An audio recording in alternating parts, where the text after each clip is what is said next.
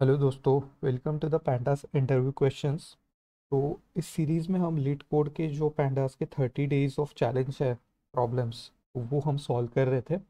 इसमें अब तक हम 14 डेज फर्स्ट सॉल्व कर चुके हैं। अभी हम आज डे नंबर 15 जो है delete duplicate emails, and day number 16 का प्रॉब्लम रीअरेंज प्रोडक्ट्स टेबल, तो ये दो सॉल्व करेंगे। पहले मैं आपको इनपुट एंड आउटपुट इनका समझा देता हूँ।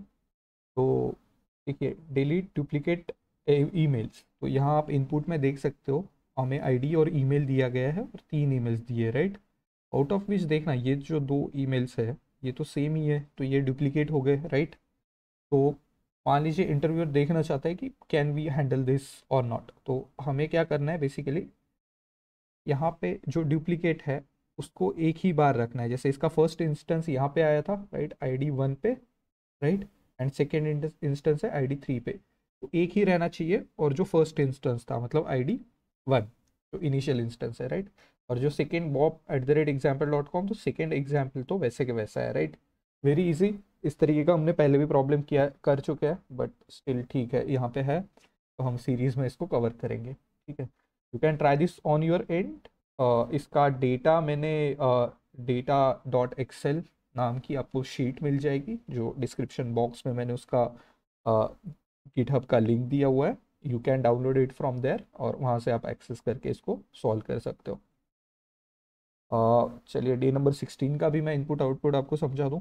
यहाँ पे rearrange products table, this is the problem statement. तो यहाँ पे एक प्रोडक्ट टेबल है जिसमें दी गई है प्रोडक्ट आईडी। तो प्रोडक्ट ID 0 और प्रोडक्ट ID 1, ठीक है, दो प्रोडक्ट्स हैं जो बेचे जा रहे हैं स्टोर नंबर 1, 2 एंड 3 पे। प्रोडक्ट 0 स्टोर नंबर 1 पे मान लीजिए 95 रुपीज़ का बेचा गया, स्टोर नंबर 2 पे 100 का, स्टोर नंबर 3 पे 105 रुपीज़ का बेचा गया। और प्रोडक्ट नंबर अगर हम 1 देखें तो वो स्टोर नंबर 1 पे 70, यहाँ पे स्टोर नंबर 2 पे वो नहीं बेचा गया, और स्टोर नंबर 3 पे मान लीजिए 80 रुपीज़ का बेचा गया। अब एज, क्योंकि देखिए ultimate aim of data science is to analyse data and get some insights, right. तो मैनेजमेंट मान लीजिए हमें चाहती है कि इसको इस फॉर्मेट में ना देते हुए वो ब्रेक डाउन करके देखना चाहते हैं इन इन दिस पर्टिकुलर फॉर्मेट। तो आप यहाँ पे देख सकते हो ये जो प्रोडक्ट आईडीज थे 0 एंड 1, इसका एक सेपरेट यहाँ पे कॉलम बन गया, प्रोडक्ट ID 0, ठीक है। अब मैं अगर प्रोडक्ट ID 0 एंड स्टोर 1 के लिए देखूँ तो नंबर आ रहा है प्राइस का 95।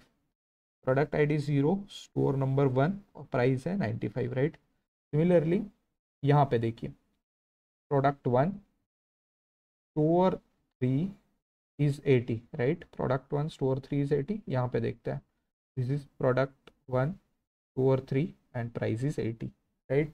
तो इसी तरीके से हमें इसको ब्रेक डाउन करके शो करना है। तो ये भी हम प्रीवियसली कर चुके हैं। आप अपने एंड पे इन दोनों प्रोग्राम्स को ट्राई करें। I am taking some pause, and मैं इसके बाद इसके सॉल्यूशन बताऊंगा।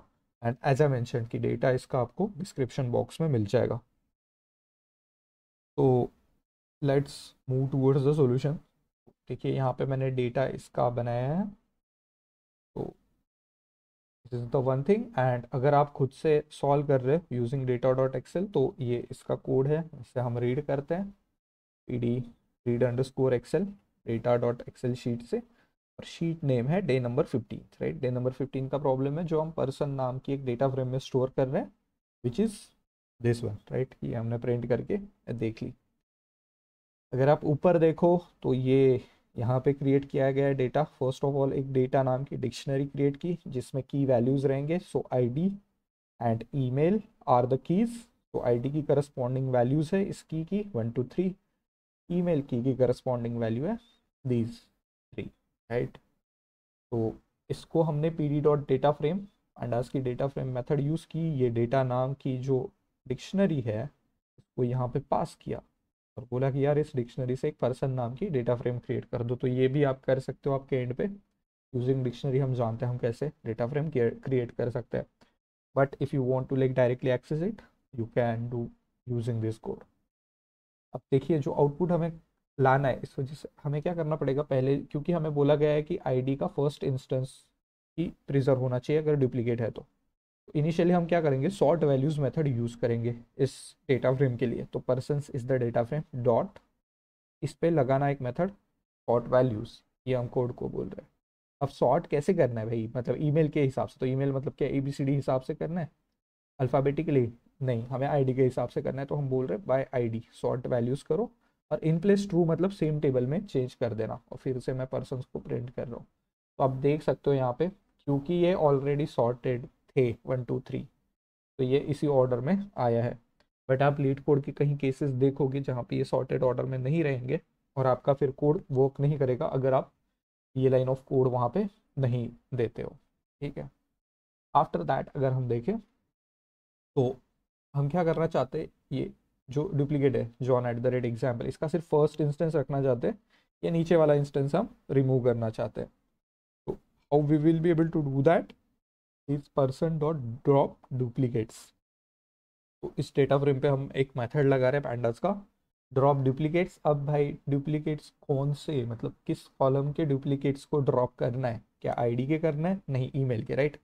तो सबसेट शुड बी ईमेल, तो वो प्रोग्राम ईमेल के कॉलम में जाके देखेगा कौन से रोज में डेटा डुप्लीकेट हुआ है। जैसे यहाँ पे john example.com ये रिपीट हुआ है, तो हम उसको बोल रहे हैं कि भाई कीप फर्स्ट इंस्टेंस, क्योंकि अभी सॉर्टेड है हमारा डेटा फ्रेम, तो जो पहला इंस्टेंस है उसको रखना, सेकेंड इंस्टेंस डिलीट करना। तो इस केस में ये 3 वाला डिलीट कर देगा, और in place is equal to true मतलब सेम प्लेस में एक्चुअल डेटा फ्रेम में चेंजेस करना, उसका डुप्लीकेट या फिर कॉपी मत बनाना, ठीक है, डेटा फ्रेम का।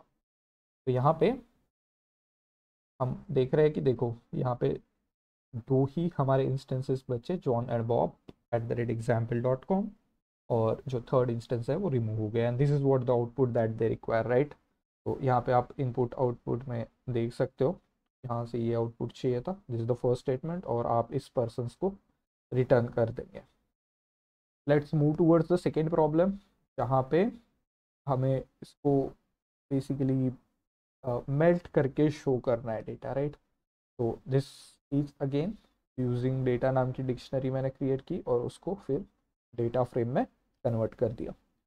तो प्रोडक्ट्स नाम की डेटा फ्रेम है। सिमिलरली आप आपके एंड पे जब जुपिटर नोटबुक में सॉल्व करोगे तो आप यहाँ से सॉल्व कर सकते हो। This the data again data dot excel file, जिसके अंदर शीट नेम है day16, प्रोडक्ट्स नाम का हमने यहाँ पे ये कर लिया। उसके बाद अगर हम देखें कि हमें क्या करना है, इसके लिए इस पर मेल्ट फंक्शन यूज़ करना है, राइट। तो ये यहाँ पे ये मैंने यूज़ किया है, तो आप देख सकते हो। देखो अभी हुआ क्या है, this was your original data frame, हम इस पे पैंडास का एक मेथड यूज़ कर रहे हैं मेल्ट। ध्यान रखना ये जो मेथड है ये पैंडास का मेथड है, ये प्रोडक्ट्स पे नहीं अप्लाई हो रहा, ठीक है। तो डेटा फ्रेम पे नहीं अप्लाई हो रहा, ये pd डॉट मेल्ट यूज़ कर रहे हैं हम, ठीक है। तो यहाँ पे हम क्या बोल रहे हैं, उसको मेन हम डेटा फ्रेम पास कर रहे हैं प्रोडक्ट्स नाम की, उसको हम बोल रहे हैं आईडी वेरिएबल्स क्या होनी चाहिए, प्रोडक्ट आईडी, जैसे आप देख सकते हो this is the product ID, right. तो ये बन गया हमारा आईडी, यहाँ पे आईडी वेरिएबल। तो 0 1 0 1 0 1 ये रिपीट होगा, और a variable which is known as store, ID repeat होगा for a variable which is store, that is store1 store2 store3 are our variables, right. ID repeat होगा फॉर स्टोर्स, और value क्या होगी जो एक्चुअल वैल्यू टेबल में insert हो रही है यहाँ पे, दिस इज प्राइस, राइट। 95 70 और 100 ये जो देख रहे हैं हम, तो this price will get repeated in this particular table. तो that's what we are trying to achieve. तो हम यही करना चाहते थे कि प्रोडक्ट्स आईडी जो है वो आईडी का कॉलम बने, उसके बाद स्टोर जो है वो वेरिएबल रहे store1 store2, एंड करस्पॉन्डिंग इसकी प्राइस यहाँ पे है। अब इसमें एक ही प्रॉब्लम है कि ये जो है नैन वैल्यू, ठीक है। तो नल वैल्यू है, हम नहीं चाहते कि नल रहे, तो हम बेसिकली क्या करेंगे, जो मेल्टेड नाम की हमने इसको आउटपुट को स्टोर किया है मेल्टेड नाम की डेटा फ्रेम में, उस पर हम एक मेथड लगा रहे हैं ड्रॉप एन, और उसको दे रहे सबसेट इस प्राइस। तो भाई कौन से कॉलम में डुप्लीकेट्स नहीं होने चाहिए, अगर प्रोडक्ट आईडी दोगे तो ये 0 और 0 और 0, तो 0 का तो हर इंस्टेंस ये हटा ही देगा, सिर्फ एक इंस्टेंस रखेगा, right. Sorry I made a mistake while talking. तो ये ड्रॉप एन ए मेथड है कि नल वैल्यूज़ कौन से कॉलम में नहीं होनी चाहिए, तो हम जानते हैं कि प्राइस कॉलम में नल वैल्यूज़ है, तो उसको हम हटाना चाहते हैं। इस वजह से हमने मेल्टेड डॉट ड्रॉप एन किया सबसेट इज प्राइस, राइट। और उसको रिजल्ट नाम की डेटा फ्रेम में स्टोर करके हमने आउटपुट प्रिंट कर दिया, which is what we exactly want, right. तो ये आउटपुट है जो हमें चाहिए था। तो आई होप आपको समझ में आया होगा। यहाँ पे हम अगर स्टार्टिंग से देखें तो हमने कौन से मेथड्स यूज़ किए हैं। सॉर्ट किया पहले, बाद में यहाँ पे डुप्लीकेट्स रिमूव कर दिए, right. This was the first problem state.